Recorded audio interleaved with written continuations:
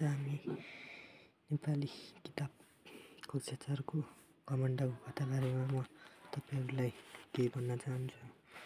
आजको हामी घमण्डको फल कथा पढेर तपाईहरुले सामु यो भिडियो प्रस्तुत गरेको छु। द्वापर युगको कुरा हो। गोकुल भन्ने गाउँ थियो। त्यस गाउँमा नन्द नाम गरेको व्यक्ति थिए। उनी गाउँका मुखिया थिए। गाउँमा उनको ठूलो सम्मान थियो।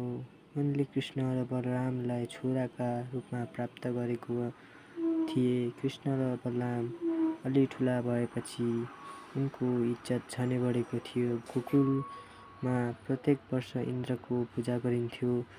वर्षा राम्रोसँग होस् भन्ने गोकुलवासीको चाहना हुन्थ्यो। एक दिनको कुरो हो, गाउँका सारा मानिस एक ठाउँमा भेला भए। उनीहरूले पूजाका सामग्री तयार पार्न थाले। यो देखेर कृष्णले नन्दबाबासँग सोधे, बुबा, किन गाउँभरिका मानिस जम्मा भएका छन्? किन यति धेरै पूजाका सामग्री तयार पारिँदैछन्? कृष्णका कुरा सुनेर नन्दले भने, हामी इन्द्रको पूजा गर्ने तयारी गर्दैछौँ। इन्द्र खुसी हुनुभयो भने वर्षा गराइदिनुहुन्छ। पानी नै जीवन हो। गाईबस्तु, पन्छी र मानिस सबैलाई पानीको आवश्यकता पर्छ। पानी बिना हामी बाँच्न सक्दैनौँ। पानीकै कारण हाम्रो खेतीपाती राम्रो हुन्छ।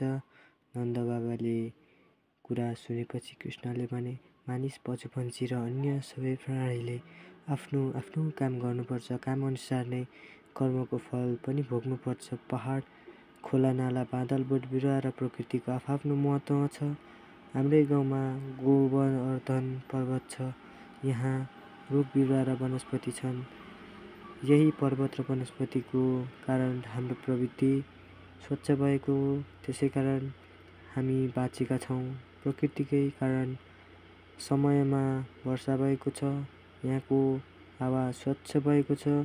अन्नबाली सप्रिएको छ। त्यसैले हामीले इन्द्रको होइन, गोवर्धन पर्वत र वनस्पतिको पूजा गर्नुपर्छ। कृष्णको कुरा सबैलाई ठिक लाग्यो। त्यस वर्ष उनीहरूले इन्द्रको पूजा गरेनन्, गोवर्धन पर्वत र प्रकृतिको पूजा गरे। यो कुरा स्वर्गका राजा इन्द्रले थाहा पाए। उनी रिसले चुर भए। कृष्णको लैलैमा लागेर मेरो पूजा नगर्नेलाई म ठिक पार्छु भन्ने सोचे। उनले बादललाई मुसलधारे पानी पार्न भने। उनले गोकुल गाउँ नै डुबाउन आदेश दिए। त्यसपछि त ठूला ठूला असिना र पानी बर्सन थाल्यो। हावाहुरी चल्न थाल्यो। मौसम चिसो भयो। सबै जाडाले थरथर काम्न थाले। इन्द्रको पूजा नगर्दा हामीले दुःख पायौँ भन्ने सबैलाई लाग्यो। केही उपाय निकाल्न सबैले कृष्णलाई भने। कृष्णले पहिले प्रकृतिको र त्यसपछि गोवर्धन पर्वतको स्तुति गरे। उनले हातले सिङ्गो गोवर्धन पर्वत उठाए। सबै त्यही पर्वतमुनि बसे।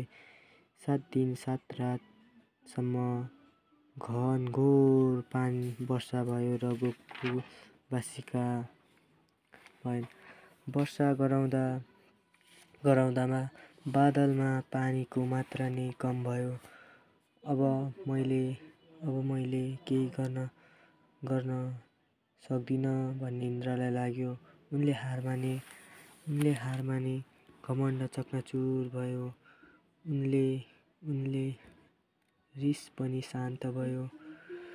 उनी स्वर्गबाट सिधै गोकुल आए।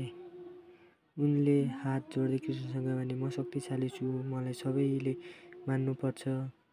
सबैले मेरो पूजा गर्नुपर्छ भन्ने मलाई घमण्ड थियो।